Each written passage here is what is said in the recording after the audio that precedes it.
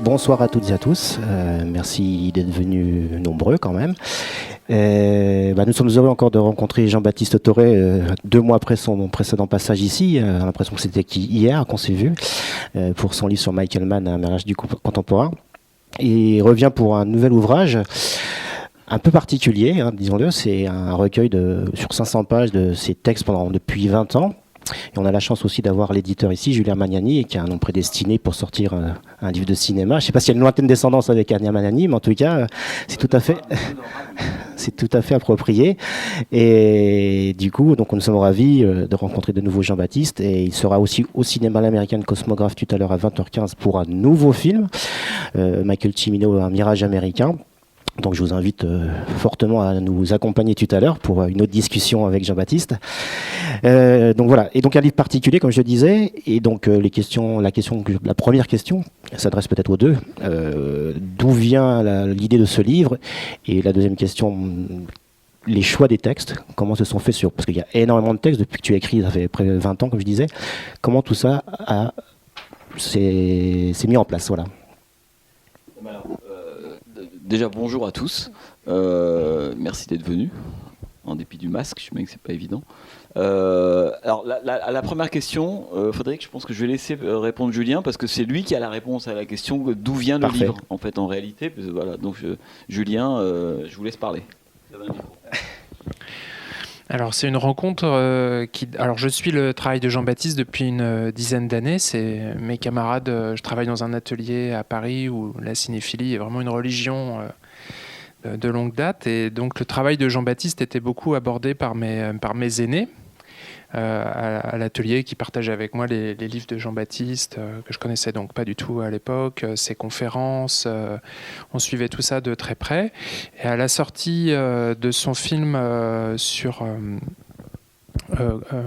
We Blew It, en 2017, si ma mémoire est bonne, j'étais venu à la dernière séance qui clôturait un petit peu la semaine de sortie du film à Paris, au Grand Action, dans le quartier de la rue des Écoles. Jean-Baptiste faisait une présentation de son film à l'issue de cette dernière séance. Et à la fin de la séance, un peu sur un coup de tête, c'était pas prémédité, mais à cette époque-là, je lisais toujours sur les conseils télépathiques de Jean-Baptiste la rampe de Serge Danet. Serge Danet était souvent cité par Jean-Baptiste.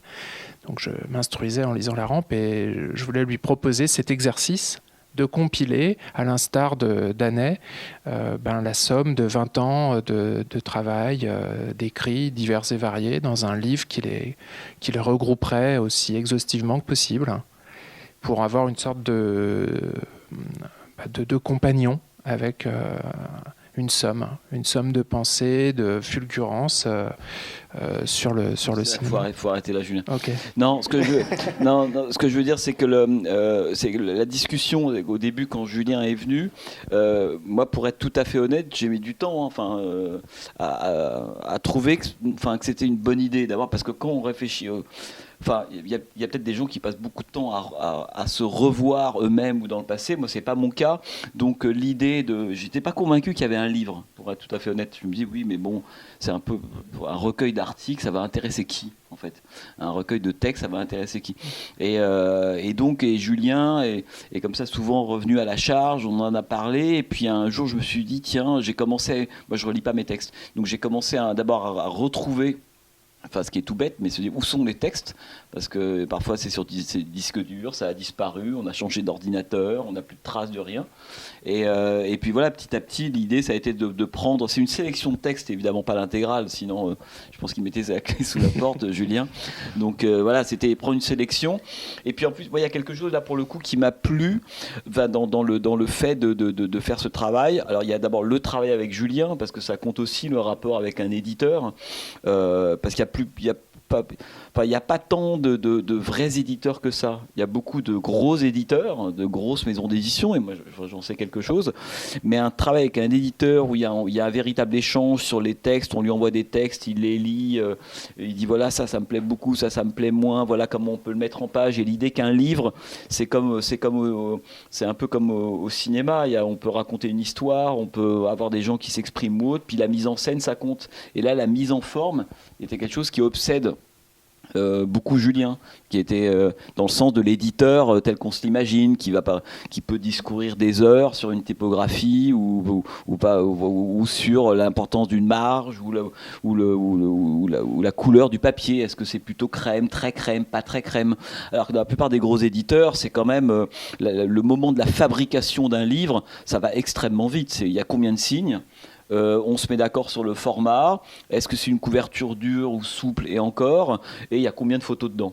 Et puis ensuite, ça part chez des graphistes qui font ça à la chaîne, ce qui d'ailleurs toujours est mon drame, parce que moi j'ai toujours envie d'aller voir comment est-ce que c'est mis, donc je les ennuie un peu quand même, les graphistes de ces grands, mais quand même. Alors qu'avec Julien, c'était tout l'inverse, c'est-à-dire qu'on a passé beaucoup de temps en fait, à discuter, indépendamment même des textes mêmes, du comment les agencer, à quoi va ressembler le bouquin, quelle typographie, les codes. Et ça, j'ai plutôt aimé, en fait, cette espèce de rapport, finalement, à l'objet livre, mais presque de façon quasi charnelle. Et l'autre chose, ce qui m'a aussi plu, c'est d'un seul coup, en relisant des textes, parce que moi, il se trouve que, comme pas mal de gens qui écrivent, en fait, j'ai travaillé dans des supports et j'ai écrit des textes pour des destinations extrêmement différentes. Quand on écrit pour Charlie Hebdo toutes les semaines, ou quand on écrit pour Trafic, ou un texte pour les Cahiers de Lerne de 90 000 signes, c'est tellement pas a priori le même type de texte qu'on va écrire, de même visée ou autre. Et pourtant, moi, ce qui me plaisait, c'est qu'indépendamment de l'hétérogénéité, je me dis oui, mais c'est quand même à la fin la même personne qui écrit les textes. Et j'aimais bien le fait de mélanger en fait des textes de provenance différentes. Avec cette idée que, parce qu'on aurait très bien pu faire un livre en se disant on prend uniquement les textes dont la provenance est pure et un peu comme ça aristocrate. C'est ça, en se disant bon, on va prendre Trafic, les cahiers du cinéma, les cahiers de Lerne, les textes écrits dans des livres, etc. Bon. Mais en même temps, moi, ce qui me plaisait, c'était par moments d'avoir des saillies avec des textes écrits en 3 heures pour Libération ou en 1 heure pour Charlie. Et j'aimais bien cette idée justement que tous les textes en fait qu'on écrit sont pas forcément tous aussi aboutis les uns que les autres, mais en fait développent une même idée. Et que quand on écrit pour un quotidien, en tout cas, on doit avoir la même exigence, même si on sait qu'on n'a qu'1 heure pour l'avoir, cette exigence-là, que quand on écrit pour une revue beaucoup plus prestigieuse, un texte que vous allez travailler pendant parfois des jours, voire des semaines. Et ça me plaisait bien, cette idée qu'il n'y a pas de petits textes et qu'il n'y a pas de grands textes, même si en réalité, parfois c'est pas le cas. Mais quand on écrit une critique pour un quotidien, par moment... Et pour moi, le paradoxe, c'est ça qui est intéressant. Je pense notamment à des textes que j'ai pu faire pour Libération. Moi, j'ai 1 fois sur 2 pour Libération, ils m'appellent pour des nécros. Bon. Donc, j'écris beaucoup sur les morts ou ceux qui viennent de mourir la veille, etc. Et comme c'est des quotidiens, on n'est pas sur un rythme un peu lent de mensuel, voire universitaire, où on peut réfléchir pendant 1 an puis écrire un papier dans 2 ans. C'est qu'ils vous appellent dans 3 heures, il faut que ce soit déjà à la maquette. Et cette espèce de contrainte énorme de se dire qu'il faut écrire en 2 heures, 2 heures et demie, un papier par exemple de 2-3 pages sur un cinéaste comme Romero, Denis Hopper, Cimino, ou des gens comme ça, qui sont des monstres, vous contraint à un moment donné à une forme de vérité. Ça veut dire que si vous n'êtes pas capable, en 2 heures, d'écrire un texte qui touche exactement juste où il faut, c'est qu'en fait, vous n'aviez pas les idées complètement claires. Vous voyez ? Et je pense que par moments, cette forme courte, c'est pour ça que j'aime assez, elle vous permet pas de mentir. C'est que vous avez 2 heures pour écrire sur c'est qui Michael Cimino, c'est qui Denis Hopper. Et vous êtes, en plus, je me souviens d'un texte que j'avais écrit, j'étais même pas chez moi, j'avais plus rien, donc on doit écrire pendant 2 heures. Et par moments, on fait des textes qui sont plus justes, qui sont presque plus purs, parce que moi je pense, peut-être qu'on y reviendra après, que en fait, un texte, c'est une seule idée. Voilà. Je pense que le plus dur, c'est d'arriver à ce que quand un lecteur a terminé un texte, ce soit un texte d'1 page, de 5 ou de 15, à la fin, il se souvienne d'une chose. Voilà, c'est le plus dur. Le nombre de textes qu'on lit, on n'a qu'à faire cette expérience nous-mêmes. Quand on lit des textes, le lendemain, on se dit, mais c'est quoi l'idée de ce texte ? Et quand on écrit, nous, on sait ça. On sait si on a vraiment travaillé la même idée, et il n'y a rien de plus agréable qu'un lecteur qui ait lu un de vos textes et qui vous dise je me souviens dans ce texte de cette idée-là. Et c'est là, à mon avis, qu'on arrive parfois, et parfois on se plante, évidemment, mais un texte, c'est une idée. C'est pas 25 petites idées. ou micro-idées. 25 micro-idées, ça fait pas une idée. Et l'idée, c'est le Graal de tous les gens qui écrivent. C'est parce que c'est très dur d'avoir une idée. C'est rare les idées, enfin les vraies idées. C'est extrêmement rare. Donc par moment, on cherche comme ça une idée. Et les textes, ce qui est intéressant, c'est que la forme courte, elle ment moins. Parce que sur un texte de 40-50 000 signes, moi, il y a très longtemps, quand j'écrivais des textes ou quand j'étais à l'université, on est habitué à faire des textes en fait, qui moulinent pendant 15, 20, 25 pages, mais en fait, c'est un peu imprécis. On fait un peu, voilà, il y a du jargon qui permet de masquer tout ça, mais à la fin, c'est quoi l'idée du texte ? Et la forme courte fait que vous ne pouvez pas mentir. Si vous faites un texte de 3000 signes, il y a une idée ou il n'y en a pas. Alors c'est intéressant ce que tu dis là, parce qu'on en vient un petit peu à ce qu'on ressent en lisant ce recueil de textes, c'est qu'on a l'impression qu'entre 2003, le moment où tu écris, je vais faire des repères, hein, juste 2003, le Argento, et on va dire l'année dernière le Mackelman, il y a quelque chose de beaucoup plus clair, de beaucoup plus évident dans ta façon d'écrire et d'aborder le cinéma. Et je voulais savoir si tu l'as ressenti, toi, justement, le fait que tu es allé vers quelque chose de beaucoup plus limpide, j'ai l'impression. Non, mais en fait, Julien, il citait Serge Danet, qui, quand on fait de la critique de cinéma ou quand on écrit sur le cinéma, fait partie de ces quelques totems qu'on a en tête. Enfin, en tout cas, ma génération. Voilà, ça fait partie de ces gens qu'on a lus et qu'on a admirés. Lire un texte de Danet, enfin, je ne sais pas si vous êtes pratiquant ou des textes de Serge Danet ou autres, bon, c'est quand même une expérience. Hein. Et je ne dis pas que Danet, lui-même le reconnaît, avait toujours raison, là n'est pas la question. Mais d'un seul coup, la clairvoyance, la lucidité, la puissance de pensée de ce type-là était absolument incroyable, quel que soit le sujet abordé. Et moi, ce qui me frappait toujours avec Danet, c'était la simplicité du langage et de la forme. Ça ne veut pas dire qu'il ne maniait pas des idées très complexes, hein, mais moi j'ai souvent le sentiment que plus l'idée est complexe, plus que la forme soit claire, et ça on met du temps à le comprendre. Et Danet, c'est un exemple extraordinaire. Tu parlais tout à l'heure de la rampe de Danet. Moi il y a des textes mythiques de la rampe de Danet, où j'ai l'impression que tout le monde peut lire un texte de Danet et le comprendre. Il n'y a rien de pire que les textes d'experts. C'est-à-dire que les textes d'experts cachent souvent une absence de qualité. Hein, moi, j'en suis... Et encore une fois, j'ai fait la fac, donc je connais très très bien toutes ces techniques-là. Hein. J'ai pas d'idée, mais je vais faire comme si j'en avais une. Non, là, le texte d'expert, Danet, c'est le contraire absolu de ça. C'est-à-dire qu'il y a une sorte de limpidité dans l'écriture. Tout le monde peut comprendre. Après, l'idée, elle peut être géniale, elle peut être elle-même complexe, mais il y a une clarté formidable. Et quand tu écris des textes, mais je pense que c'est le cas de tous les gens qui écrivent, tu essaies de t'améliorer. Enfin, je veux dire, c'est en écrivant des textes qu'on s'améliore. C'est pas en restant dans son coin en pensant que l'esprit divin va arriver. Il faut pratiquer à mort. Et c'est en écrivant beaucoup qu'à un moment donné, on se rend compte de tout ce que je viens de te dire. C'est-à-dire qu'il y a 15 ans, il y a des textes j'en ai même éliminé beaucoup. Une des raisons pour moi de la censure des textes dans l'ouvrage, c'était le côté universitaire. Parce que je les relisais 10-12 ans plus tard, je me disais, oui, mais en fait, tu n'avais pas les idées claires à ce moment-là.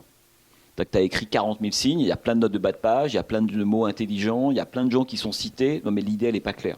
Voilà. Donc ça dégage. Par contre, il y a des textes où on se dit que la forme est par moments un peu brinque-ballante, hein, mais par contre, l'idée, il y a un truc intéressant. Hein. Et donc évidemment on s'améliore, et ce vers quoi on tend, tu disais en gros ce que tu m'as dit tout à l'heure, c'est que le livre sur Argento est illisible et le Man est un peu moins. Donc, pas du tout même. Je simplifie. Alors je serais pas aussi sévère que toi, parce qu'il y a des moments, chaque cinéaste ou je pense que chaque écrivain ou autre en fait appelle sa forme.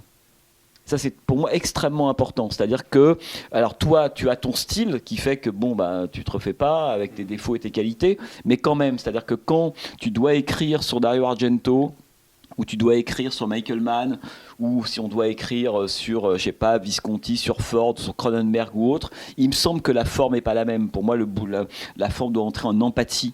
De cette manière, c'est que la façon dont tu vas écrire raconte déjà quelque chose du cinéaste lui-même.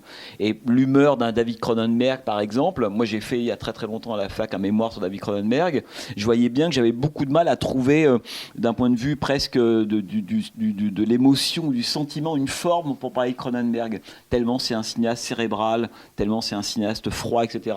Mais inversement, quand on écrit sur Argento, il faut trouver une forme qui aille avec Argento lui-même. Alors par moments, c'est un peu...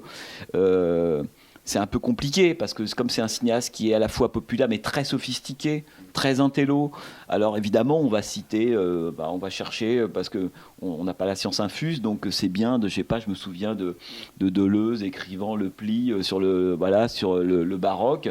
Bon, il y a un moment, il faut quand même aller voir les textes, quoi. Et pourtant, Deleuze est quand même un écrivain. C'est par moments compliqué, mais c'est prodigieux une fois qu'on rentre dedans. Donc, ce qu'il faut, le plus difficile, c'est ça, à mon avis, c'est d'arriver à aller vers une forme de clarté, mais c'est exactement comme si on taillait un diamant. Que je pense qu'à un moment, on voit quand il y a l'éclat ou pas. Et l'éclat, souvent, il est dans une forme claire. Ça ne veut pas dire qu'elle n'est pas élaborée. Hein. Ça veut dire qu'elle est claire, lisible. Et que tout ce qui fait écran pour le lecteur, généralement, c'est le jargon. Par exemple, on ne dit pas le cadre, etc. On dit la diégèse. Il y a 20 ans, je pouvais glisser le mot diégèse. Et puis un jour, je me suis dit, mais c'est ridicule d'écrire diégèse. C'est quoi ce jargon? Non, ça s'appelle le cadre. Je précise. Bon. Et il y a plein de choses comme ça. L'ocularisation. À la fac, on ne dit pas le point de vue, comment c'est pris, on dit c'est l'ocularisation.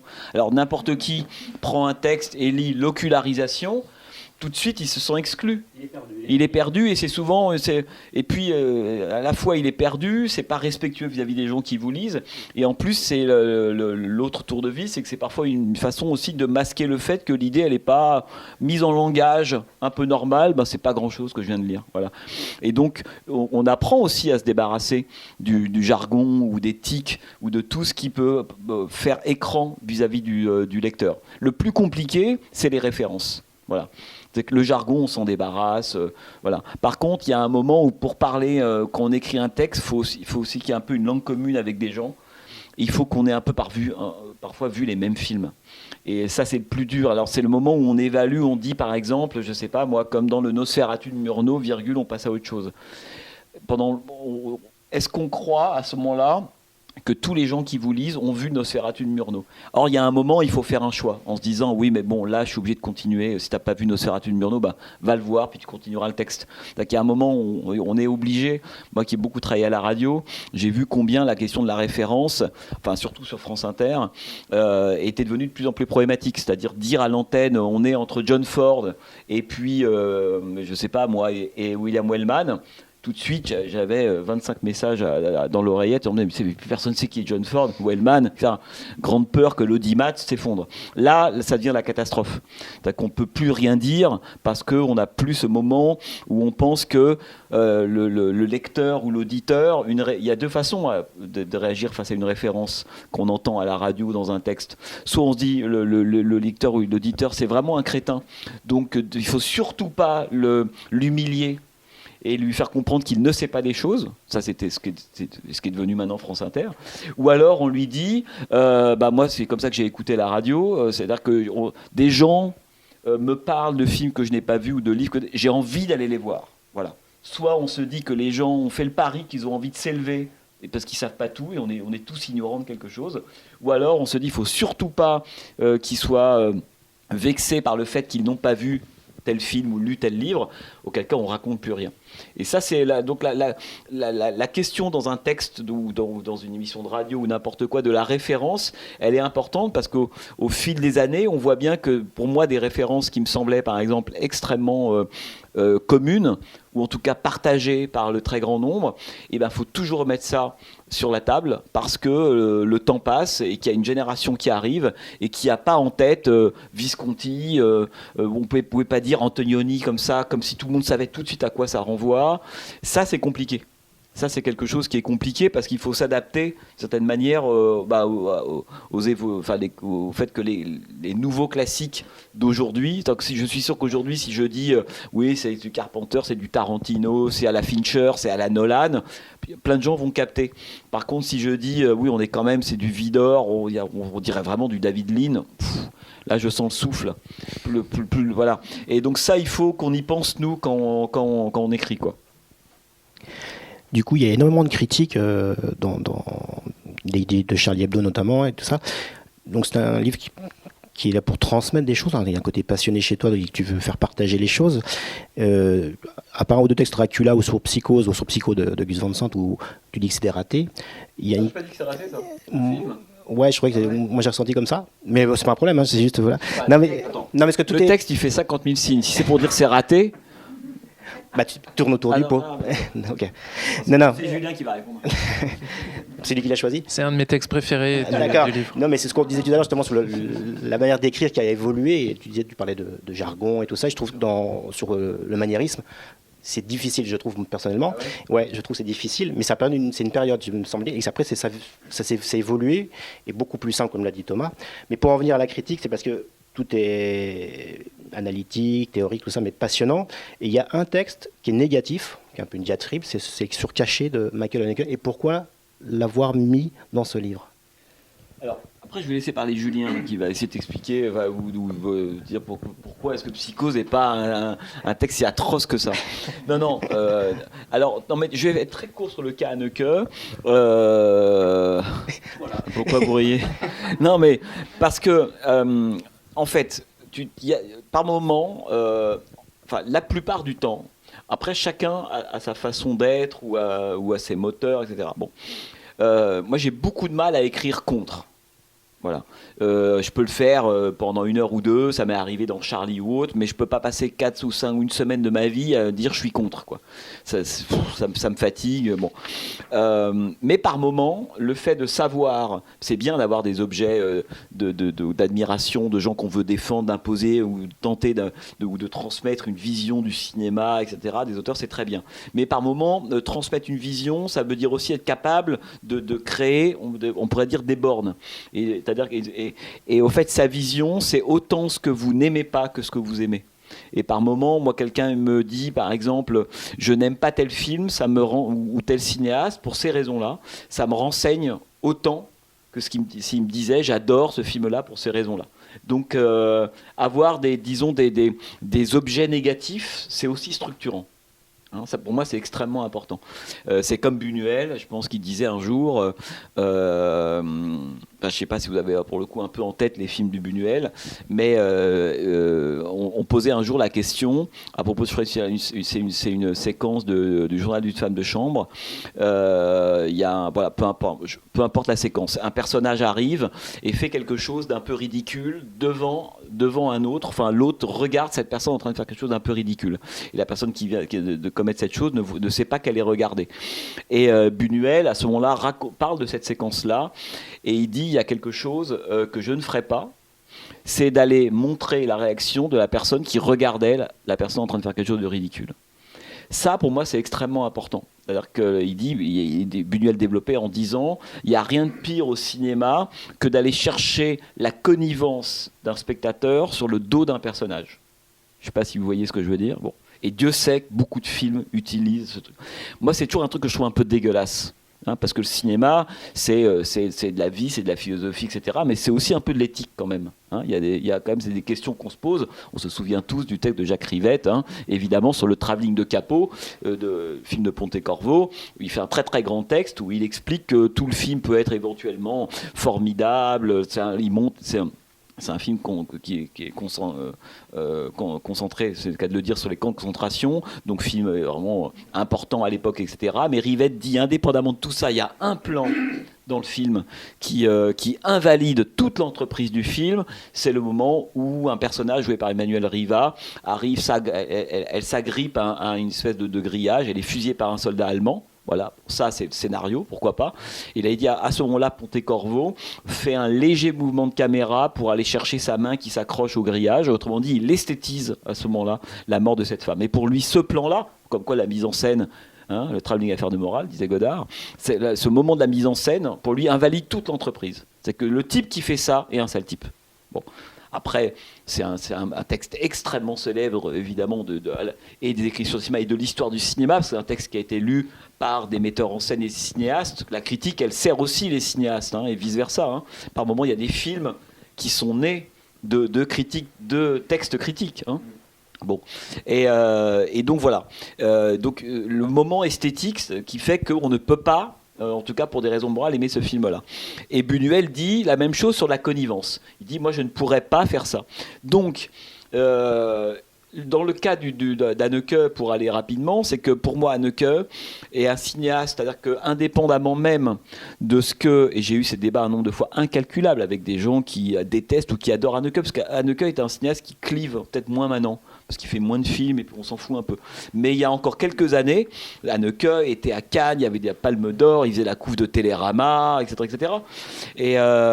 Et pour moi, le vrai problème d'Haneke, c'est qu'indépendamment de la qualité de metteur en scène, c'est-à-dire que je dirais en tant qu'artisan, grand professionnel du cinéma, aussi bien en termes de filmage, de direction d'acteurs, etc., il y a toujours un truc qui, moi, m'ennuyait, mais au fond de ma tête chez Haneke, c'est qui était, pour faire court, le sentiment que d'abord c'est vraiment, alors là pour le coup, l'archétype du cinéaste qui n'est jamais avec ses personnages, hein. Or, moi qui suis beaucoup plus du côté de cinéaste, on en a beaucoup parlé ici, je ne peux pas aimer Ford et Haneke en même temps. Il y a un moment, il faut choisir son camp. C'est-à-dire que moi je pense il faut être toujours du côté des personnages qu'on filme. Et jusqu'au problème, quand Fritz Lang est du côté de Peter Lorre dans M le maudit, c'est prodigieux, c'est problématique en même temps, mais il a cette humanité-là. Hein, et de ne pas aller se dire Peter Lorre aime le maudit, je le filme comme un monstre, hein, et donc je me mets dans le regard de ceux qui le pourchassent. Il va aller chercher, c'est sa morale, hein, l'humanité éventuelle de ce monstre-là. Ça, moi je suis de cette école-là en fait en réalité. Et Haneke, c'est quelqu'un qui filme toujours contre ses personnages. Il les filme contre, il les juge, etc. Et il a toujours une structure de scénario qui fait que dans ses films, si vous les regardez, la faute préexiste à l'arrivée du coupable. Dans les films de Haneke, il y a une faute. Et ensuite, on va chercher celui qui est responsable de ça. Caché étant un exemple typique. Et donc, je m'étais dit un jour, en parlant, c'est un texte qui vient d'une revue dont je m'occupais, qui s'appelait Simulacre. Je me suis dit, mais un jour, en fait, je comprends. En plus, il se trouve que j'ai rencontré Haneke. On a eu des longues discussions et on en a parlé de ça. Et on s'est engueulé très courtoisement. Mais je lui ai dit ça. Pour moi, il faisait des films dégueulasses, quoi. Et lui, il était très... Bref. Et donc, au cours d'une conversation un jour avec lui, je lui ai dit, écoutez, je vais vous expliquer ce que à peu près je viens de vous dire. Pour moi, c'est pas possible. Hein. C'est pas votre talent que je remets en cause, c'est le regard. J'ai pas utilisé le mot dégueulasse, mais je lui ai dit problématique, très problématique. Et je lui ai dit, j'ai l'impression que tous vos films sont filmés depuis un Mirador. Voilà. Pour moi, c'est le point de vue Haneke, c'est le point de vue du Mirador. Voilà. Je déteste ça, quoi. Et donc, je vais faire court là-dessus parce qu'on pourra en parler des heures. Mais ça me semblait aussi important de laisser ce texte parce que c'est aussi une borne. C'est comme Buñuel, comme Lang ou autre. Le cas Haneke raconte quelque chose des gens. C'est-à-dire que la façon dont on va aborder, comme plein d'autres cinéastes d'ailleurs. Et je pense que c'est aussi important d'avoir en tête des frontières, comme ça, des lignes, ou comme le cas de Rivette et du travelling de Capot. C'est aussi, par moments, ça, à mon avis, quand même, d'écrire sur le cinéma ou de tenter de défendre une vision. C'est de dire, oui, mais tout ne se vaut pas. À un moment donné, la mise en scène, c'est aussi de l'éthique, et ça, c'est pas possible. Oui. Julien.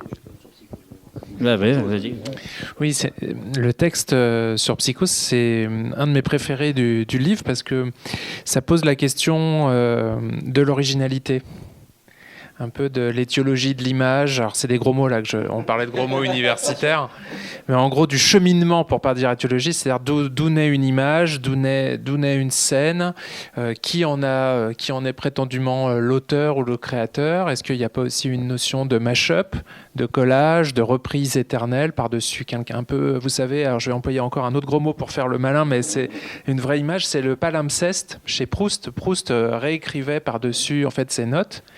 Et est-ce que chaque œuvre n'est pas quelque part réécrite sur une autre, sans que ça soit du vol, du plagiat Et ce texte de Jean-Baptiste va au-delà de c'est bien, c'est pas bien, ce film ou cette entreprise du remake, c'est bien, c'est pas bien.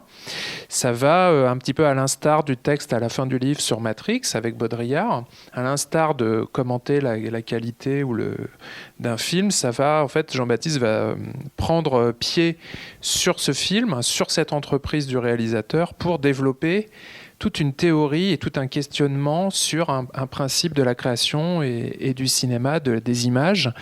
Moi, je travaille donc surtout dans la bande dessinée. Donc je travaille avec des auteurs qui sont donc passionnés par le cinéma, dont je fais partie d'ailleurs, pour qui le cinéma c'est une matrice une mamelle, une source, une louve, hein, vraiment très importante. Et dans ce texte, il pose la question d'images qui vont se graver dans la rétine d'un artiste, ici de Gus Van Sant par exemple, qui répond à Psychose en le refaisant sans le refaire, et il va poser cette question-là il y a aussi De Palma qui a fait ça avec Obsession, qui est un remake, ou Body Double, qui est l'éternel remake de Vertigo, Blowout, ou Blow Up, je confonds toujours. Et au fond, au bout d'un moment, la question, ou aussi Argento, il y a une image au bout d'un moment, quand on commence à être dans la cinéphilie hardcore, on reconnaît des fois. L'autre jour, je regardais Les Diaboliques. Et à un moment donné, il y a un plan où l'homme remonte le couloir à la fin du film, et ça m'a fait penser au couloir dans Suspiria. Et au bout d'un moment, c'est plus intéressant de savoir si c'est parce qu'on est face à des grands artistes, à des grands auteurs, donc c'est pas des copieurs. Il y a quelque chose de plus profond qui est en jeu ici. Et ce texte sur Psychose, sur le maniérisme, qui est le terme qui va être employé par Jean-Baptiste, que je manipule moins bien que lui, c'est pour ça que je l'emploie pas. Mais en tout cas, pour moi, ça va questionner dans ce texte sur, effectivement, c'est un des textes les plus longs du livre, sur une 30aine de pages, cette fabrique des images, cette fabrique des récits, et on va dire son arbre généalogique d'un point de vue d'où ça vient, pourquoi. Et pourquoi se lancer dans cette entreprise qui est quelque part, qui est aussitôt identifiée comme la reprise de quelque chose qui lui préexiste. Mais c'est un peu comme les parents. On leur ressemble, on a le nez, mais on est quelqu'un d'autre. Et moi, ce texte, ça m'a permis de mettre des concepts et d'articuler quelque chose que, comme souvent avec Jean-Baptiste, c'est que Jean-Baptiste va mettre en mots et articuler en concepts des choses qu'on ressent instinctivement, intuitivement, sans se les être formulées avant. Et c'est ce qui est très fort dans mon expérience égoïste de lecteur ou d'auditeur ou de regardeur du travail de Jean-Baptiste, c'est qu'il met en images ou en mots des choses qu'on ressent dans sa vie de cinéphile ou dans sa vie de passionné de cinéma, et qu'il articule et qui déroule devant soi. Et ce texte est important pour moi. Vous avez eu des conflits tous les deux en tant qu'éditeur et auteur sur des textes. Vous vous êtes pris le bec un petit peu pour imposer un texte, ou ça s'est fait naturellement? C'est plein pouvoir, c'était les pleins pouvoirs pour Jean-Baptiste. C'est Jean-Baptiste qui a... Non, on n'a jamais eu de... Non, il n'y a pas de conflit, il n'y aurait pas eu de raison d'avoir des conflits. Non, c'était plus le... Non, puis moi ça m'intéressait d'avoir parfois le point de vue de Julien sur des textes, parce que, enfin sur des textes dans le sens, est-ce que ça vaut le coup de garder ce texte-là? Parce qu'il y a des textes que je relisais, puis moi je me disais, ouais, bof, puis Julien me disait, ah non, ça c'est intéressant. Et puis ça j'aime bien, il dit, bon, ouf. Et donc, en fait, c'était plusieurs de discussions là. On avait un plafond de 500 pages. Ah voilà, c'est ça, vous aviez défini le nombre de pages. On avait un plafond de 500 pages qu'il ne fallait pas dépasser, parce que si on dépasse ce plafond, on passe au-dessus des 35 € pour le livre. Et tout ça, ça c'était nos questions. C'était pas une question de coupe, c'était une question, au bout d'un moment, plus on part vers une pagination haute, plus on met des barrières psychologique sur l'effort qu'on demande au lecteur pour ce livre. Et on s'était dit, ça serait bien d'avoir un effort à 500 pages. Et du coup, il a fallu à la fin, parce que Jean-Baptiste trouvait régulièrement des nouveaux textes. Il y a même un inédit sur Clint Eastwood qui est dans le livre. Et à un moment donné, il a fallu couper quelques textes. Mais on a coupé des textes qui faisaient des fois redites. Par exemple, il y avait 2 textes sur Frankenheimer. Donc on a gardé celui qu'on préférait. Sur Tsui-Hark également, on a gardé le texte qu'on préférait sur Tsui-Hark. Mais il n'y a pas eu proprement... De toute façon, moi j'étais vraiment à l'écoute de Jean-Baptiste. Et je lui ai donné vraiment carte blanche. C'était vraiment lui qui était le capitaine du bateau, qui disait voilà, on va ici, j'aimerais qu'on passe par ici. Et moi, j'étais quelque part son chauffeur, son conducteur, mais j'étais pas c'était pas moi qui décidais. Et toi, Jean-Baptiste, en relisant des vieux textes, tout ça, tu t'es pas dit à un moment, oh là, je vais peut-être retravailler ou machin, ou tu as voulu les laisser dans leur jus? Oui, non, mais ça, alors, t'imagines bien que si tu commences à te dire ça, alors là, le projet prend 10 ans. C'est ça. Et puis c'est surtout que un texte, c'est quand même, comment dire, un texte, tu l'écris à un moment de ta vie particulier. Et il y a un truc magique qui se passe à un moment. Et je pense qu'il y a des moments. Je pense qu'il y a certains textes, même si tu en sais plus aujourd'hui, même si tu as mieux réfléchi, tu n'arriverais pas à réécrire exactement ce texte-là. Un texte, c'est comme un alignement de planètes, ceux dont tu penses qu'ils sont à peu près réussis. Hein. Et donc, ils ont eu lieu à un moment et ils n'auront pas lieu à un autre moment. Donc, ça veut dire que, c'est pas parce que les textes sont de plus en plus récents qu'ils sont meilleurs. Et surtout, moi, ce qui me semblait important, c'est que si tu commences à vouloir, c'est un peu comme la réécriture de l'histoire, rétrospectivement, prendre ton texte en 2021 ou 2022 et te dire je vais prendre un texte de 2005, 2008 et commencer à réécrire, d'abord ça n'a aucun sens. Et puis c'est pas respectueux par rapport à ce qu'est le texte lui-même. Le texte, avec ses défauts et ses qualités, il était comme ça à ce moment-là. Et surtout, pour moi, ça n'a pas de sens. Et pour moi, tout l'intérêt du livre, c'était aussi de me dire, tiens, je vois comment les choses, pour moi, ont évolué. Hein, sinon, à ce moment-là, j'arrête, c'est plus un recueil d'articles. Je fais un nouveau livre, en regroupant des textes par auteur, par thème, ce qui est, je trouve pas super intéressant. Donc ça, je me suis complètement interdit de modifier, mais je crois qu'il n'y a même pas une virgule qui a été changé dans les textes. C'est les textes dans leur jus, tels qu'ils étaient à l'époque, et y compris même parfois quand je les relisais, je me disais, c'est dommage, tu n'avais pas vu ce film-là à l'époque, tu aurais pu écrire ça, ou tu aurais pu dire ça. Bah, tant pis, parce que quand on commence à mettre le doigt dans cet engrenage-là, on a envie de tout réécrire, et on s'en sort jamais, et on retrouve quand même pas l'impulsion du début. Moi, je pense que les textes, c'est comme tout, c'est écrit à un moment, et c'est là qu'il fallait les faire. C'est pour ça que très souvent, on a des idées de livres, parce que je pense qu'il y a 4-5 textes dans ce livre qui pour moi, ont été des matrices pour des livres imaginaires. Voilà. Enfin, des livres possibles. Or, on n'a qu'une vie, donc quand on publie un livre, il y en a 5 qu'on a enterrés. En fait, vous voyez, ça, c'est important. C'est comme on dit souvent, oui, hier, je suis voir ça au cinéma, c'est bon, j'ai vu telle série. Je dis, ouais, ce qui compte, c'est pas ce que tu as vu, c'est ce que tu n'as pas vu pendant ce temps-là. Donc toi, tu es allé voir une comédie française inepte, et puis il y a un King Vidor qui est toujours dans ta DVD tech que tu n'as toujours pas vu. Voilà. Moi, c'est comme ça que je réfléchis. Hein. Et pareil avec... Non, mais c'est vrai. Et c'est pareil, en fait... le Gemini... Non, mais je veux dire par là, c'est que comme le temps, on sait tous dans la vie, le temps est compté. Je veux dire, choisir quelque chose, c'est d'abord choisir de ne pas aller vers quelque chose d'autre. Voilà. Donc au bout d'un moment, quand on passe son temps à lire des mauvais romans, à voir des navets, etc., on le paye très cash à la fin.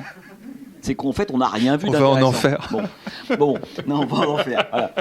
Et non, mais pourquoi je racontais ça je sais même plus pourquoi je racontais ça. J'ai envie de retoucher des textes. En fait. Pas retoucher les textes. Ça, c'était quelque chose qui était. Il fallait laisser évidemment les textes dans leur jus. Et non, et je disais parce qu'il y a beaucoup de textes. Enfin, pas beaucoup. Il y a quelques textes où on a par moments envie, on sent qu'il y a un début de livre possible. Hein. D'ailleurs, moi j'avais fait il y a 12, 13, 14 ans, je ne sais plus, un livre sur le JFK et le cinéma américain, etc. Enfin, comment le film L'assassinat Kennedy avait influencé le cinéma américain post-63. Et ce livre-là, il est né d'un article. C'est-à-dire que au début, c'était un texte que je devais faire pour une revue dont je m'occupais qui s'appelait Simulacre, où on s'était dit, tiens, la revue était consacrée à la question du meurtre. Comment est-ce qu'on filme le meurtre ? Voilà, c'est filmer le meurtre. C'était la couverture, l'objet du numéro. Et puis chacun se lance sur différentes idées, des critiques, des amis, etc. Puis moi, au début, je me dis, tiens, faut bien que quelqu'un se coltine la douche de Psychose. On va pas faire un numéro sur filmer le meurtre sans que quelqu'un écrit sur la douche de Psychose. Et puis donc, je revois la douche de Psychose, et puis me revient en tête un truc comme quoi les idées, en fait, elles sont toujours là avant que vous les attrapiez. Et me revient en tête l'idée de JFK, et notamment du crâne de JFK qui explose, qui pour moi est une idée, une image importante dans ma propre cinéphilie, et évidemment pour l'histoire de l'Amérique et tout ça. Je lui dis, oui, mais quand même, filmer le meurtre, il y a eu un truc qui s'est passé, le crâne de JFK qui explose, a priori il est filmé, c'est comme ça qu'on le découvre, c'est important quoi dans cette histoire-là. Et je me remets à voir donc ce petit film donc, de 26 secondes filmé par le fameux Abraham Zapruder. Et puis je commence à voir le film, à rentrer dedans, et puis je dis, finalement, on va faire un texte sur la douche de Psychose et aussi sur le film L'assassinat Kennedy dans ce numéro Filmer le meurtre. Et puis le temps commence à passer, je laisse de côté la douche de Psychose et je commence à m'intéresser à ce film d'Abraham Zapruder. Et je suis totalement, alors là pour le coup, contaminé par le virus. C'est-à-dire que je comprends que ce truc est important, je commence à revoir un ou deux films américains qui s'en sont inspirés, puis 12, puis 15, et puis c'est l'entonnoir. Et je me dis, mais c'est pas objet d'un article, ça devient un article un peu plus long, on arrive à 30 000 signes, et je me dis, mais non, c'est un livre, et ça devient... et c'est un livre que je vais écrire en 5-6 mois, mais d'une seule traite. Et je pars même à Dallas, tout ce délire se termine à Dallas, où je me dis, il faut que j'aille quand même sur place pour voir, aller rencontrer des gens. Vous y retournez dans We Blew It. J'y retourne dans We Blew It, oui, parce qu'après c'est devenu fondateur. Mais ce qui est toujours assez drôle, c'est le moment où en fait, en temps réel, arrive le sentiment qu'on tient quelque chose, qu'on a une idée, que d'un seul coup, en mettant, c'est comme dans des livres de Carpenter, on met ses lunettes et on voit le cinéma comme on l'avait jamais vu. Et alors ça, donc c'est voilà typique d'un article qui aurait pu être un article qui est devenu un livre tout de suite. C'est pour ça que dans ce texte, dans cet ouvrage, il y a quelques textes qui auraient pu être des livres, mais c'est ce que je disais tout à l'heure. Ce qui est intéressant, c'est de pas louper le moment de la rencontre. C'est-à-dire que moi, je crois qu'une bonne idée, en fait, qui vous arrive comme ça. D'abord, c'est Deleuze disait, les idées, c'est des cadeaux. Il faut savoir les recevoir. Hein. Et quand une idée vous arrive, il ne faut pas la laisser passer. Parce que, encore une fois, ça n'arrive pas tous les jours. Et là, il faut y aller. Et il y a un bon moment pour être le réceptacle d'une idée. Ça va être mon côté mystique. Mais j'y crois beaucoup à ça. Il y a un bon moment. Ce qui fait que moi, je connais, ça m'est un peu arrivé, mais ça c'est arrivé à beaucoup d'amis, de gens qui ont des idées de livres.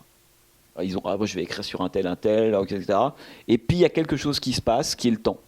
Et qu'il y a un moment où, d'un seul coup, on a perdu le mojo, on a perdu le moment où on devait faire le livre. On ne fait pas un livre à n'importe quel moment. C'est pour ça un livre, c'est à un moment donné, une rencontre, un truc qui se passe, quoi. Et là, il y a un truc de quasi médiumnique qui se passe. Mais la chose, elle va disparaître un jour. Et on y revient 5-6 ans après, en se disant, tiens, il faudrait que je fasse un livre. Moi, j'avais un copain, je dirais pas qui avait le projet de faire un livre sur Kitano, par exemple, qui avait commencé à écrire sur Kitano, un critique de cinéma, ancien rédacteur d'une revue prestigieuse, etc. Et il me dit, oui, Kitano, je m'y vais, c'est formidable. Et puis, il était dedans, il a commencé à écrire 15, 20, 30 pages, il était dans ce moment magique où il faut écrire. Et puis, plein de choses font qu'il a laissé passer du temps, il l'a abandonné. Et puis un an et demi, et puis un an et demi après, il retourne vers ce livre qu'il avait déjà commencé, et là, il n'y a plus rien. Il n'y a plus que le truc froid, on se met à écrire comme quelqu'un, je sais pas, qui écrit un dossier sur quelqu'un. La magie est plus là, ce qui fait qu'on, je veux dire, on peut écrire plein de textes, mais il y a des textes où on se dit il y a autre chose qui se joue. Et il avait manqué le rendez-vous, le train était passé. Donc le sujet était objectivement toujours aussi intéressant. Lui avait sans doute toujours autant envie d'écrire son livre sur Kitano. Il pensait que c'est toujours important de le faire. Mais l'étincelle c'est comme une bougie, c'était éteint. Donc il allait le faire en professionnel, pont de 250 pages, un peu chiante sur un cinéaste. Mais là, il ne faut pas faire de livre dans ces cas-là. Il faut qu'il y ait un truc de plus, quoi. Donc c'est pour ça que le moment où on écrit les livres, ou le moment de la rencontre, il faut le choyer. Parce que parfois, on n'a pas le temps. On se dit, bah oui, évidemment, si j'avais 8 mois devant moi, du temps de libre, etc., le livre, je le fais. Mais le truc est là, mais je sens que je ne vais pas pouvoir m'y mettre. Tant pis. Et il y a quelques livres, tu parlais de Frankenheimer tout à l'heure. Frankenheimer, je me dis très souvent, c'est fou qu'il n'y ait pas un livre sur Frankenheimer en France, quoi. Qu'il n'y ait pas un livre sur Pakula, qu'il n'y ait pas un livre sur Lumet, qu'il n'y ait pas un livre sur qui. Enfin, il y a HB, c'est hallucinant en fait. C'est un peu comme ce qu'on disait sur les films tout à l'heure. Moi, je suis très content qu'il y ait plein de livres qui s'écrivent, mais je suis obsédé toujours par ceux qui manquent, quoi. Et c'est vrai que quand j'ai écrit un texte sur Frankenheimer, ça avait commencé par Frankenheimer que j'avais découvert à l'époque de 26 secondes vraiment, au moment de Manchurian Candidate, 7 jours en mai, enfin tous ces films des années 60. Et c'est en replongeant un jour dans Seconds, je ne sais pas si c'est un film que vous avez vu, film de 66, je me suis dit, mais c'est quand même un des plus grands cinéastes américains des années 60. En français, Opération Diabolique.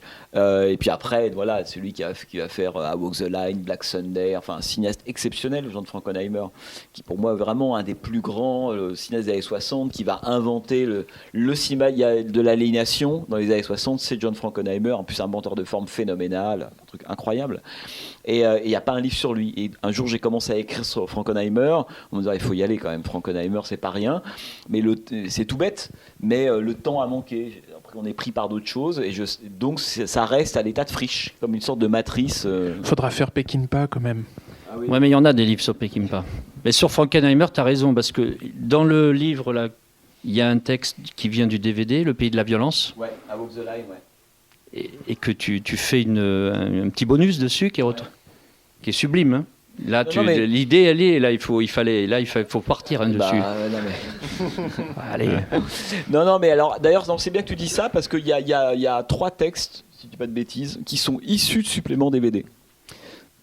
Ben, en fait, dans le sens où, parce que par moment, je fais des suppléments DVD, et puis il y a une formule que j'aime bien, enfin que j'aime encore plus maintenant qu'avant, qui est plutôt que de me poser sur un canapé et puis de parler pendant 1 heure, c'est pas que j'en ai marre un peu quand même de faire ça, je me dis, et parfois je propose à des éditeurs de leur dire, écoutez, plutôt que je m'assois là comme ça, et puis je vous propose, je vais faire un texte, je vais faire une analyse de séquences ou de plusieurs séquences, donc ça me contraint moi à écrire un texte de 10, 12 ou 15 pages et que je vais ensuite lire. Donc mon texte devient la voix off d'un montage particulier.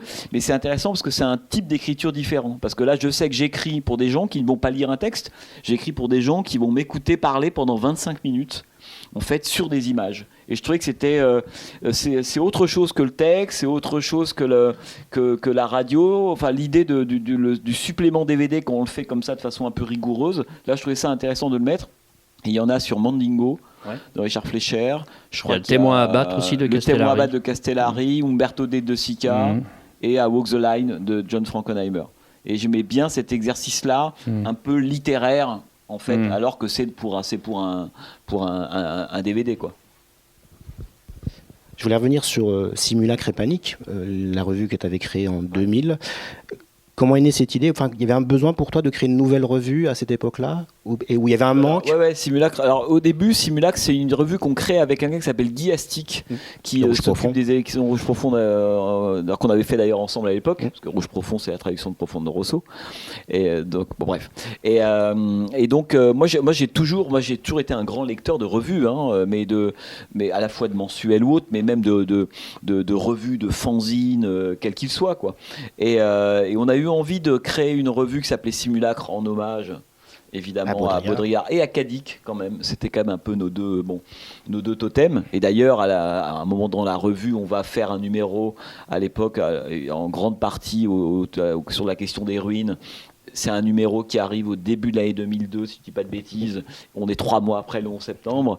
Et évidemment, qui a été pour la critique de cinéma un espèce de sujet obsédant pendant 2-3 ans, le 11 septembre. J'ai l'impression d'avoir, pendant 1 an et demi, d'avoir écrit que sur le 11 septembre, quoi. Et on était allé voir Baudrillard. Donc la boucle était bouclée, puisque celui qui avait donné son nom à la revue, on était allé voir Baudrillard. Et c'est comme ça que la première fois que j'ai connu Jean Baudrillard à cette occasion-là. Et Simulacre, oui, c'était vraiment le désir. Alors c'est drôle que tu poses la question, parce que c'est un débat qu'on a encore très très souvent aujourd'hui, de la question de l'actualité et de la revue. Voilà. Moi je suis, alors c'est mon avis, ce n'est que mon avis, mais je suis convaincu que les revues de cinéma aujourd'hui qui traitent de l'actualité, en fait, sont en perte de vitesse, parce que l'actualité est un sujet de moins en moins intéressant. Pas l'actualité en tant que telle, mais l'actualité qui nous est imposée par des machines industrielles, de promotion. On nous dit, le mercredi, il y a 18 films qui sortent. Donc toi, revue, toi, hebdomadaire, toi, radio, tu vas parler de ces films-là. Moi, j'ai pas envie qu'on me dise c'est quoi mon actualité. Mon actualité, c'est, on parlait tout à l'heure de Frankenheimer. Un film de Frankenheimer vient de sortir chez Carlotta ou chez un autre, ou un ami vient de me le passer. Je vois Frankenheimer, pour moi, c'est l'actu. Voilà. Pour moi, le rôle d'une revue, c'est pas de suivre la promotion, en fait, du moment, de la machine culturelle. Pour moi, le rôle d'une revue, c'est d'imposer l'actualité et se dire notre actualité, c'est ça, et de croire qu'il y a un lecteur qui va s'y intéresser. Et ça, c'est un débat que j'aime. Alors, une discussion à n'en plus finir depuis 15 ans avec des gens de revues ou autres, mais vraiment systématiquement en disant, je leur dis toujours, mais arrêtez de traiter de l'actu, tout le monde s'en fout de l'actu. Imposez votre propre actualité, c'est beaucoup plus fort que ça. Pourquoi parler d'une notule sur les 15 films qui sortent ? En plus, avec la multiplication aujourd'hui des médias, des réseaux, Internet, tout le monde fait les mêmes lignes sur le même film 1500 fois, on s'en moque. Soyez plus originaux, soyez plus, surtout... l'actualité, plus la cinéphilie, elle a changé aujourd'hui parce qu'on voit plus les films à la même heure, parce qu'on découvre les films différemment, qu'il y a le DVD, il y a le streaming, etc.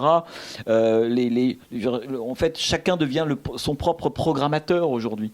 Donc pourquoi continuer à suivre l'actualité comme on le faisait il y a 30-40 ans ? C'est fini ça. Donc maintenant, dans l'actualité, sélectionnez ce qui correspond à votre ligne éditoriale, là oui, évidemment, mais laissez passer tout le reste. De toute façon, tout le monde s'en fout et tout le monde va en parler de la même manière. Par contre, pour moi, une revue, c'était ça.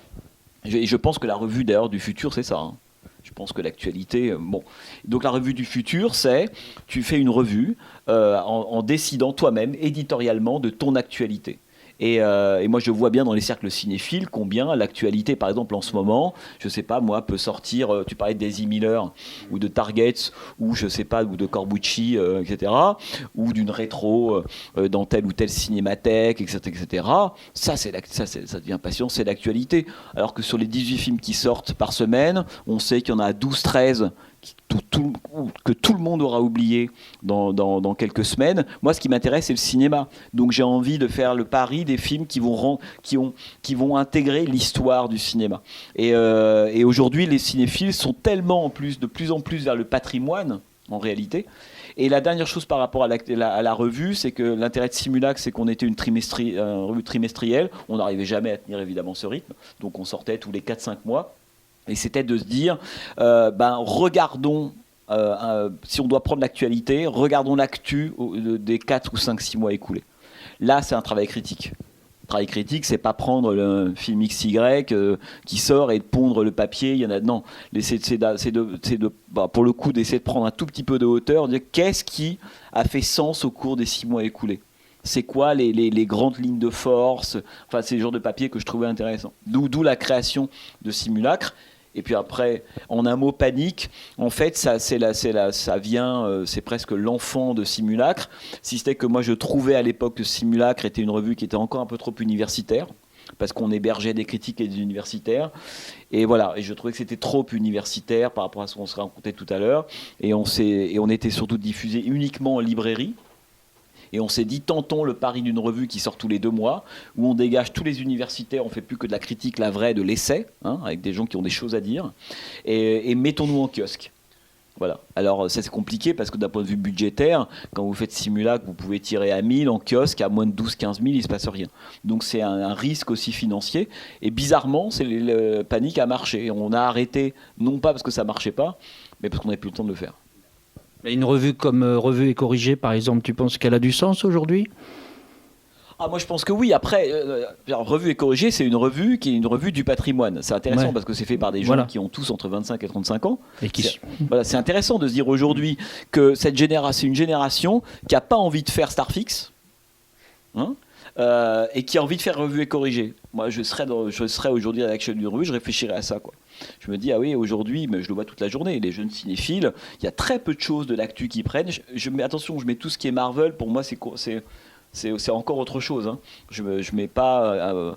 quelqu'un qui a Marvel, pour moi, il n'est pas un spectateur de cinéma, je le mets ailleurs. Non, mais je dis tel que je le pense. Je pense c'est autre chose qui se joue. Je pense que les gens... c'est-à-dire que quand on se dit, oui, c'est super, il y a du monde, regardez Marvel, les entrées, etc.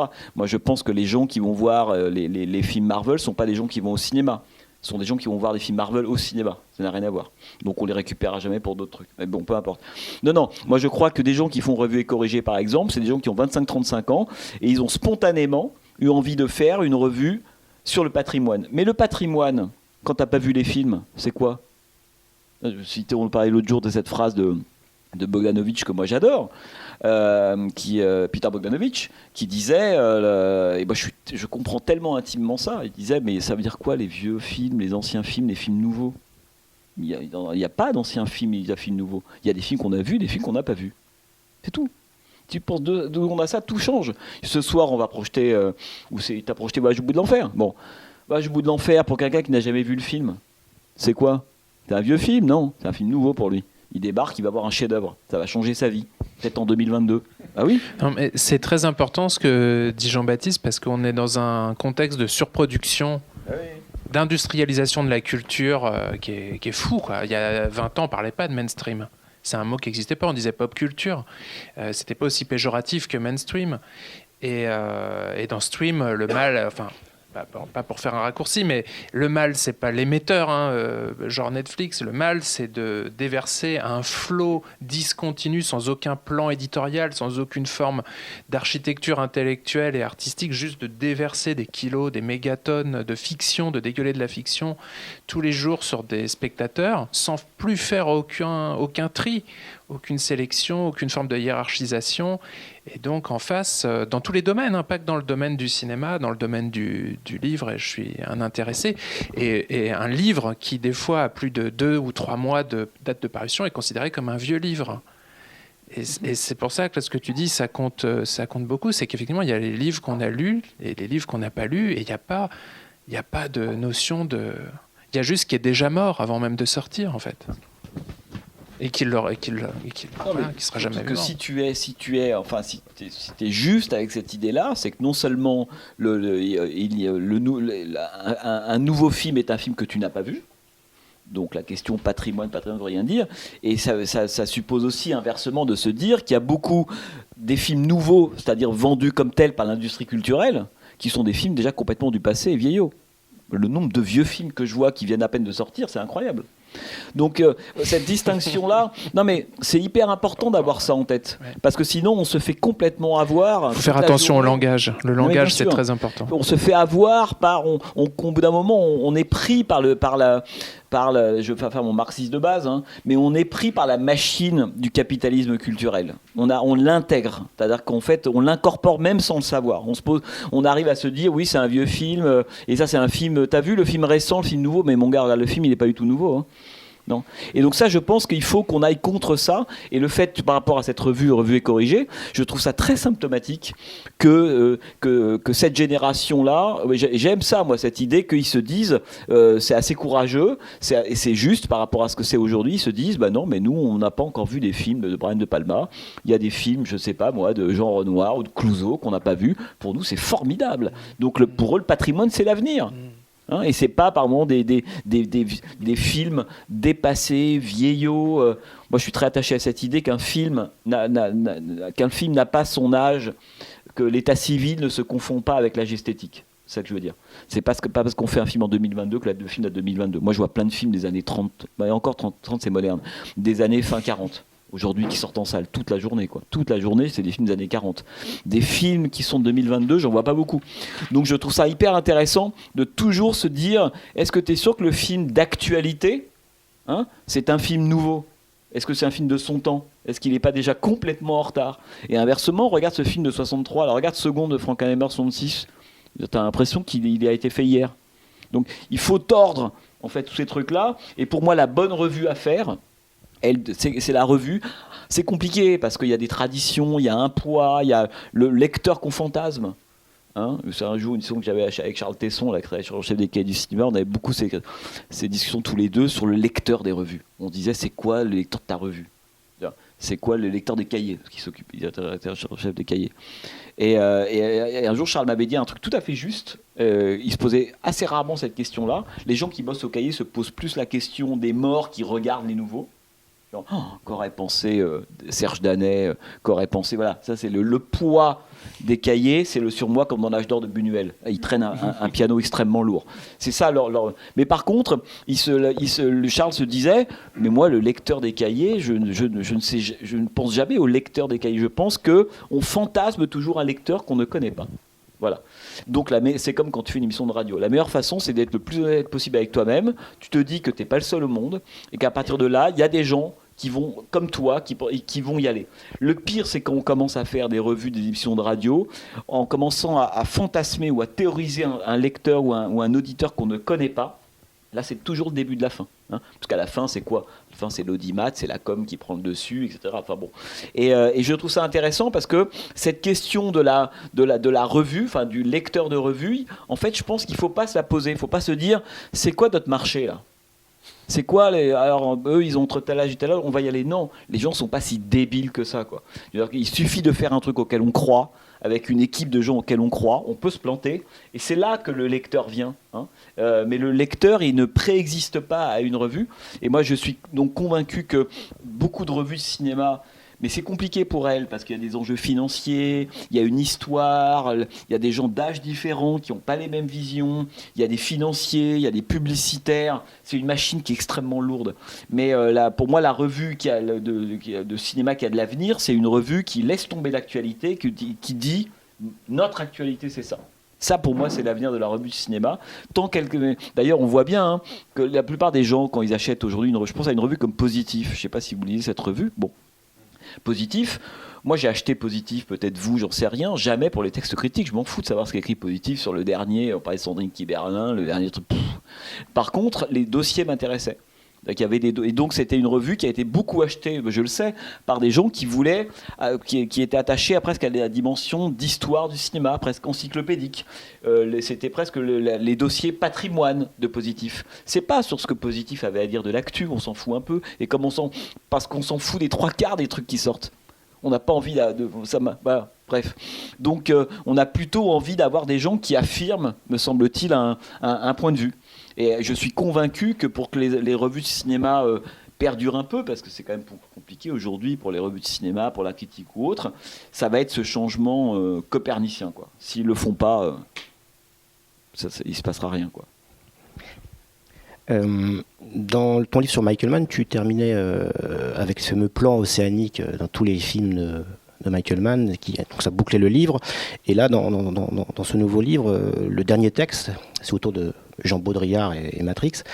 J'ai l'impression, pour prendre un titre de Michael Mann, c'était une révélation pour toi, Baudrillard, et qui t'a permis de mieux comprendre, je crois que tu l'avais déjà dit, le cinéma américain. Et j'ai l'impression de le finir, ce livre, avec Jean Baudrillard, c'est comme tu le terminais avec Michael Mann, finir ce plan essai qui dit tout aussi de ce que tu es toi en tant qu'écrivain, si je puis dire, ou essayiste. Oui. Alors comment dire, le texte sur Baudrillard, qui est un texte gros, il faut quand même dire. C'était une conférence au départ, c'est ça? C'est presque un livre dans le livre. Ouais, c'est un livre dans le livre. Voilà. Donc c'était même pas c'était pas une conférence, c'était un texte à l'époque pour les cahiers de Lerne, consacré à Jean Baudrillard. Même si j'avais fait des confs sur Baudrillard, mais c'était le moment où. Ça part aussi de votre thèse, il me semble. Non. Non. Pas celui-là. Et non, et donc voilà, et donc Baudrillard, mais enfin je dis ça, mais c'est comme pour plein de gens, c'est-à-dire que moi j'ai eu des gens que j'ai rencontrés en fait, ou que ce soit des critiques, des écrivains ou des philosophes qui m'ont structuré comme des cinéastes, et Baudrillard a fait partie de ces gens-là. Moi, quand j'ai lu Simulacre et Simulation, livre qui paraît en 84-85, pour moi ça a été, on parlait des lunettes de Zélive, ça a fait partie de ces livres qui m'ont structuré. Mais comme quand je lis L'image bouge mouvement de Gilles Deleuze, ça me structure. Où on parlait de Serge Danet, ça a été des moments structurants. Ou enfin des auteurs comme ça qui ont été, enfin pour moi des auteurs ou des écrivains ou des philosophes importants. Ou au même titre, je sais pas, quand je lis, c'est lié à Argento, quand je lis L'art métaphysique de Giorgio de Chirico, pour moi c'est fondateur comme livre. Donc d'un seul coup, ça me m'ouvre des portes. Moi, j'ai toujours le sentiment qu'on est aveugle, voilà, de fait. Et on peut mettre toute sa vie, on peut être aveugle. Et puis par moments, on voit des films ou on lit des livres qui vous dessinent un peu, quoi. Voilà, c'est ça. Et Baudrillard, ça a été comme le coup de Kennedy. Enfin, je veux dire, en lisant Jean Baudrillard, c'est devenu une focale. C'est que d'un seul coup, c'était la relecture d'une partie du cinéma américain à partir des écrits de Jean Baudrillard. Il y a 1000 choses à raconter sur Baudrillard, donc je ne vais pas le faire. Mais moi, la chose qui m'a d'abord intéressé chez lui, ça a été... comme c'est quelqu'un qui a beaucoup écrit sur l'Amérique, évidemment, il a écrit ce livre génial que je vous conseille de lire, qui s'appelle Amérique, qui est un petit livre, qui reste, moi, quand je vais aux États-Unis, un de mes livres de chevet avec des auteurs américains. Mais Amérique, c'est un des livres les plus prodigieux jamais écrits sur l'Amérique par un type qui la découvre et qui se balade, qui fait son road movie lui-même, quoi.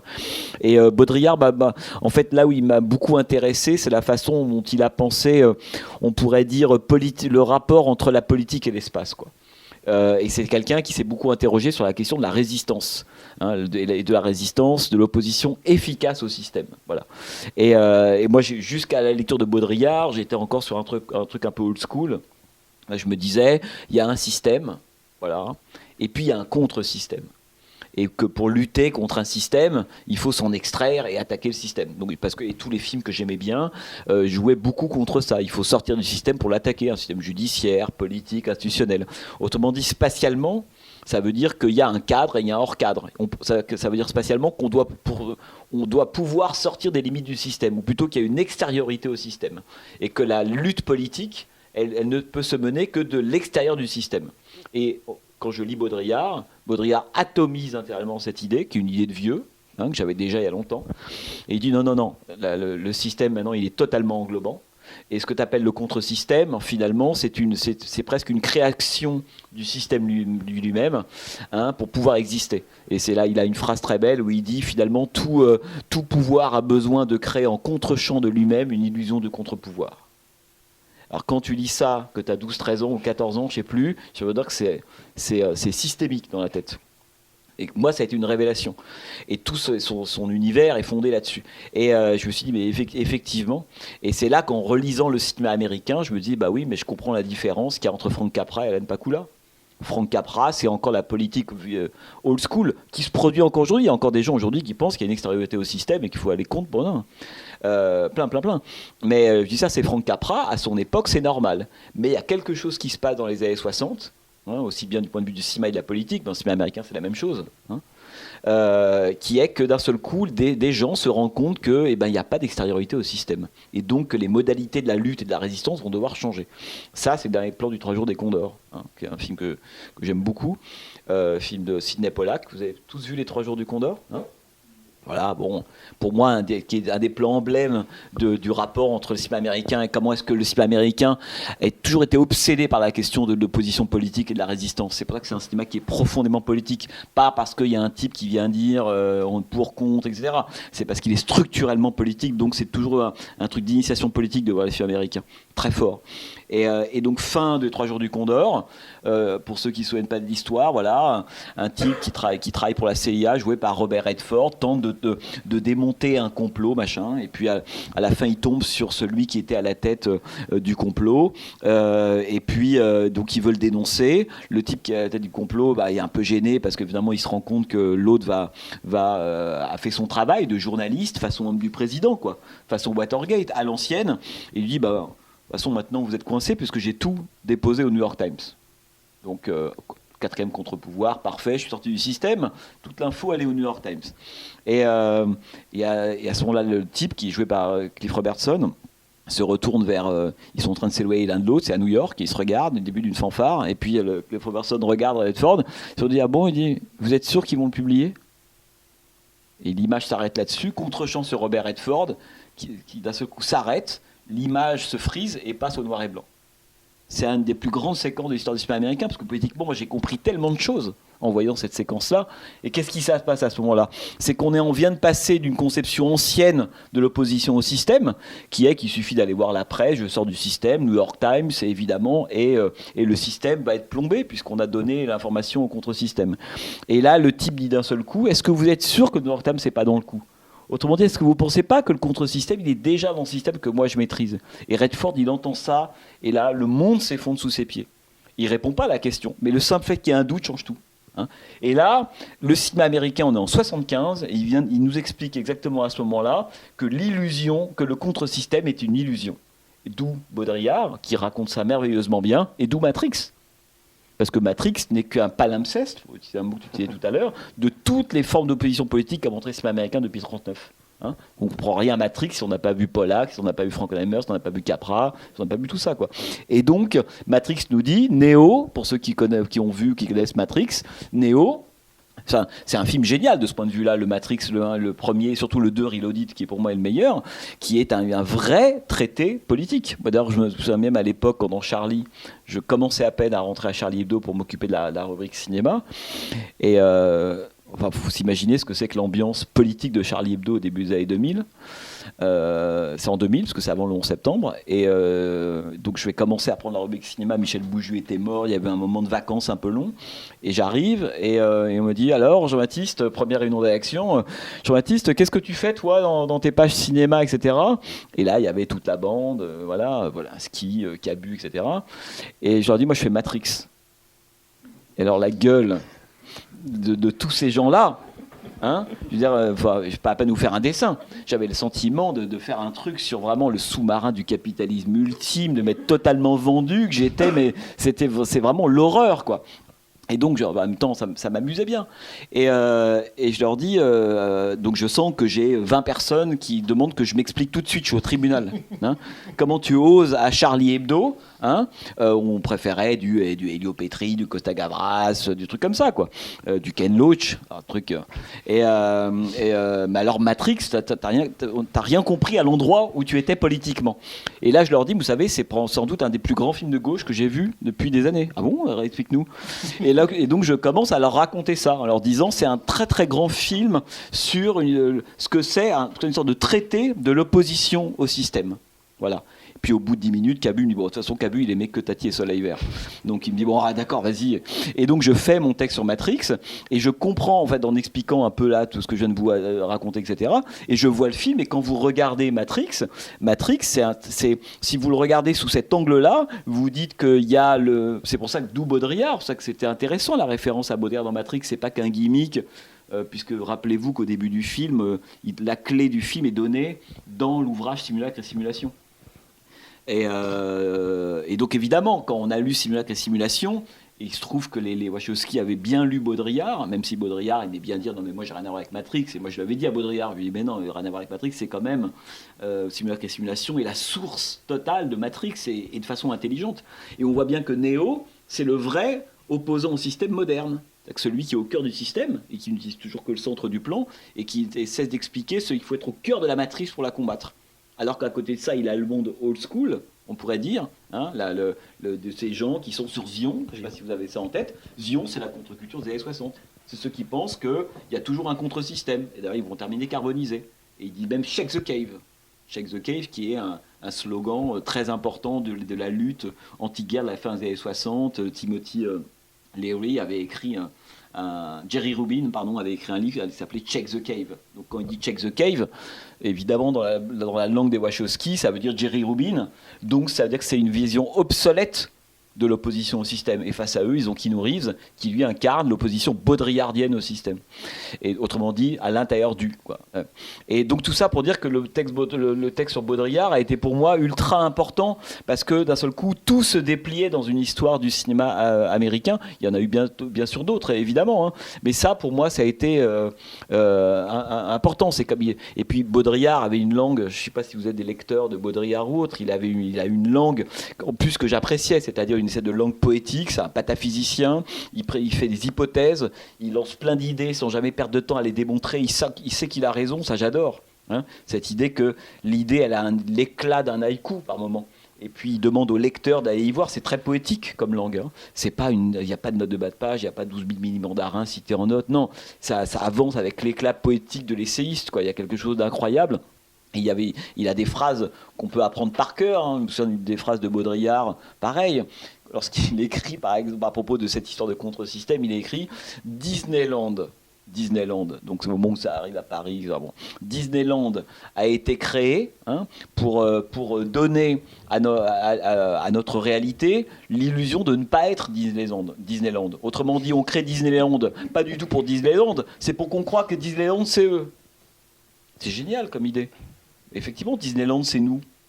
Et en créant artificiellement l'illusion qu'il y a Disneyland à côté, par voie de conséquence, je pense que moi, je ne suis pas Disneyland. Et c'est prodigieux. Enfin, pour moi, ça a été un auteur comme d'autres. Hein. Chacun a ses révélateurs, quoi. Mais voilà, quoi. On va passer à les questions en salle, peut-être. Ah, si. On n'a pas de micro, donc il faut parler fort, je suis désolé. Bonsoir. J'ai deux petites questions. Une sur le livre. J'ai remarqué que dans chaque article, en fait, il n'y a pas la source. À la fin, dans la salle des matières, il y a un petit peu la source. Mais est-ce que du coup, les textes sont chronologiques? Dans quel ordre ils ont été Ma deuxième question par rapport à cette discussion, c'est quel est votre rapport avec les films aujourd'hui? Du coup, est-ce que vous regardez beaucoup de films de patrimoine? Est-ce que vous continuez à aller au cinéma, à aller voir des films? Est-ce que vous allez voir Netflix, ce genre de choses? Ou est-ce que, comment vous D'accord. Alors, je vais essayer de faire court. Non, mais là vraiment. Non, mais les sourcils. Alors, les sources, elles sont quand même présentes. Vous dites, il y a un peu les sources. Il y a les sources où il n'y a pas les sources. Vous voyez, je sais pas ce que c'est. Il y a un peu les sources. Vous voyez. À la fin, les sources sont là, c'est vrai. Mais notre idée, c'était quand même en fait, de pas dater les textes quand on les lit. Après, si on veut avoir l'info, on l'a. À la fin, elle arrive dans le livre. Mais moi, ça m'intéressait, mais un peu par rapport à ce que je vous racontais tout à l'heure sur la question de l'état civil des films. C'est-à-dire que j'aime bien qu'on n'ait pas cette information. Parce qu'il y a des films, il y a des textes qu'on a écrits en 2003 ou en 2012 qui sont plus pertinents que des textes écrits avant ou après. Donc, il ne faut pas qu'on ait en tête, pour moi, c'était une sorte d'écran où c'était presque une sorte de préjugé qu'on donnait au lecteur. Ah, texte de 98, ah, texte de 2015. Non, il y a des moments où on est plus en avance sur soi en 2005 et en 2012, on peut écrire un texte moins intéressant. Donc ça, c'était important qu'on n'ait pas ce type d'identification d'une certaine manière. Non, allez-y. L'idée du livre, c'est vraiment de créer un nexus où la notion de temps est floutée parce qu'elle n'est pas pertinente pour créer l'expérience du livre, pour créer une forme de flot de lecture où justement qui n'est pas parasité par des repères rationnels qui en fait parasitent le propos de Jean-Baptiste de cinéphilie, ou comme ce que disait Freud, quand on rêve, il n'y a pas de passé, de présent et de futur. Hein, c'est maintenant. C'est une sorte de nexus. Je ne sais pas si c'est très clair ce que j'essaye de dire, mais c'est créer un état où des notions rationnelles en fait parasitent la vraie expérience. Et pour la deuxième question, est-ce que oui, évidemment, je continue à voir beaucoup de films qui sortent, et puis à voir beaucoup de films du patrimoine. Mais en fait, moi, je ne sais pas trop ce que ça veut dire. En fait, moi, je dirais que moi, je vois quand même beaucoup de films, comme j'espère beaucoup de gens. Et je sais pas, sur 3 films que je vois, par exemple, il y a au moins un film que je revois. Voilà. Sachant que pour moi, le patrimoine ou pas, encore une fois, j'ai vu ou j'ai pas vu. Donc, je sais pas tel film d'un cinéaste que j'aurais pas vu. Par exemple, là récemment, vous voyez, je me suis revu tous les films de Valerio Zurlini, qui a fait 8 longs métrages en 20 ans, que je devais travailler sur Le Professeur, son avant-dernier film. Et pour mon actu, elle était pendant 2 semaines Zurlini. Et je me dis, tiens, c'est un cinéaste qui n'est pas très connu quand même, qui est extraordinaire, hyper important, une revue, et voilà, pour moi c'est Zurlini. Et je suis sûr qu'il y a plein de gens, c'est disponible très souvent comme ça en DVD Blu-ray, ça peut être projeté dans des salles, moi je l'ai projeté dans une salle en Corse, voilà, c'est l'actualité. Et pourquoi me dire que l'actualité, c'est ce qui est en salle ce mercredi? Non. Et moi, j'ai le sentiment, pour parler beaucoup avec des cinéphiles ou autres, je vois bien combien, justement, d'une certaine manière, la cinéphilie se programme de plus en plus par groupe et par niche, où en fait, et par moments, s'éloigne de plus en plus. Alors, dans l'actualité, il y a des films qui sont un peu communs. Alors, Paul Thomas Anderson, Licorice Pizza, on va à Card Counter de Paul Schrader, des films comme ça. Mais prenez les films sortis en salle sur les 6 derniers mois. Quels sont les films que vous avez envie de garder ou vous dites que ça a un rapport avec le cinéma? Et puis après vous dites, après c'est tous les débats, on parlait de Netflix tout à l'heure, puis vous dites tiens, le prochain Macbeth de Cohen, il est sur Disney, et puis Mince alors 2, c'est en salle. Alors, c'est où le cinéma, hein? Il y a Venom 40012, je ne sais pas trop quoi, qui est en salle. Et puis Uncut Gems des frères Safdie, c'est sur Netflix. Moi, c'est la vraie question que je me pose. C'est que je me dis, c'est où le cinéma? Donc, aujourd'hui, c'est un moment évidemment très flottant, très compliqué, où tout va changer radicalement. Moi, je pense qu'on vit un moment passionnant pour ça, parce que dans 5-6 ans, l'écosystème du cinéma aura radicalement changé. Mais c'est aussi important que l'arrivée du parlant au début des années 30. Et personne n'a idée vers quoi on va. Il y aura des trucs géniaux, il y aura beaucoup de morts au combat, etc. Donc, maintenant, moi, je continue à vraiment m'intéresser à des films, mais j'ai plus tu parlais de Nexus tout à l'heure. Moi, cette question de la actualité, pas actualité, avec ce brouillage permanent entre des films qu'on peut revoir parce qu'ils sont enfin disponibles ou restaurés, ou juste en tant que spectateur que j'ai envie de voir, on parlait d'Umberto D, je sais pas, moi il y a 4-5 mois, je me suis dit j'ai envie de revoir tous les films de Sica. parce que De Sica, je l'avais pas bien évalué, j'avais un rapport trop académique, comme en fac de cinéma, on a vu un film, etc. Je veux dire, l'histoire du cinéma, il faut la réévaluer sans arrêt. C'est vivant, l'histoire du cinéma. Dès qu'elle est figée, elle est morte. Donc j'ai revu tous les films de Sica, et en me disant, c'est vraiment génial. Et je le préfère à Rossellini. Voilà. Et c'est le genre de truc qu'on se fait, et pareil dans l'actualité, où... vous voyez, donc je pense qu'il n'y a pas, j'ai pas de se dire, il faut plus voir de films d'actu ou plus de films, ça n'a aucun sens, hein, au contraire. Mais les films d'actualité m'intéressent, mais j'ai le sentiment qu'il n'y a pas énormément qui sortent en salle aujourd'hui qui méritent que j'y leur consacre 2 heures. Hein, alors qu'il y a encore des pans entiers, comme nous tous, de films que j'ai pas encore vus ou que je n'ai pas encore revus. Ça m'intéresse. C'est qu'à un moment donné, je préfère... parce que le temps, c'est ce qu'on disait tout à l'heure, le temps qu'on passe aujourd'hui, par exemple, à lire 25 fois le catalogue de La Redoute, c'est le temps qu'on n'a pas pris pour lire un Michel Houellebecq, quoi. Voilà. Tavernier, il avait une expression super, c'était « attention à la dictature du présent ». Oui, bien sûr. Oui, mais il avait raison. D'autres réactions, questions? Enfin, en tout cas, pour revenir au cinéma contemporain d'aujourd'hui, il y a quand même 4 textes sur Wes Anderson. Ouais. C'est celui où il y a le plus de textes, c'est sur Wes Anderson. Texte, ouais. Et parce que moi j'ai beaucoup aimé Wes. Alors je suis un peu moins, mais j'ai beaucoup aimé Wes Anderson quand il est apparu. Puis c'est un cinéaste. Je voyais bien à l'époque combien c'est un cinéaste qui clivait. Wes Anderson, il y a des gens qui n'arrivent pas à voir Wes Anderson, qui n'ont jamais réussi. Peut-être à part Rushmore, un de ses tout premiers films dans lequel il n'avait pas encore figé cette espèce de forme un peu de maison de poupée. Bon. Mais Rushmore, vous l'avez vu, Rushmore, hein, film formidable. Et voilà, les moins andersoniens supportent Rushmore. Après, c'est trop dur pour eux. Mais moi, c'est un cinéaste qui m'a beaucoup intéressé tout de suite, et surtout dans son espèce de rapport, là, pour le coup, son côté post-Mike Nichols à l'HB, quoi. J'aimais bien la façon dont ces cinéastes reprenaient et le lauréat de Mike Nichols et Harold et Maude, qui sont ces 2 grosses matrices de Al Ashby, et j'aimais bien cette espèce de mélancolie. Enfin, je trouvais ça intéressant. Après, pour moi, le problème de Mike Nichols, c'est qu'il y a le moment Mr. Fox, que je trouvais de son meilleur film, de Wes Anderson. Et puis après, voilà, j'avais le sentiment que son système, il l'avait, peut-être que je me trompe, hein, qu'il en a un peu fait le tour avec Mr. Fox, qu'avec Grand Budapest Hotel, pour ceux qui l'ont vu, on sent qu'il a un peu conscience de ça, il essaie de faire rentrer un peu de l'oxygène de l'histoire à l'intérieur. Lui, tiens, là, il a conscience de ça, du côté qu'il faut que je passe à autre chose. Mais là, ça m'intéresse un peu moins. L'île aux chiens m'intéresse un peu moins récemment. Je pense que voilà, c'est le moment où on en parle souvent, où un cinéaste commence à faire des films de lui-même. Et là, c'est souvent un peu le début de la fin. Bon, s'il n'y a plus de questions, on va s'arrêter là. Bon, en tout cas, j'espère que vous serez à la projection tout à l'heure à 20h15. En tout cas, merci beaucoup. Merci d'être venu. Merci à Julien. Avec vos masques. Hein.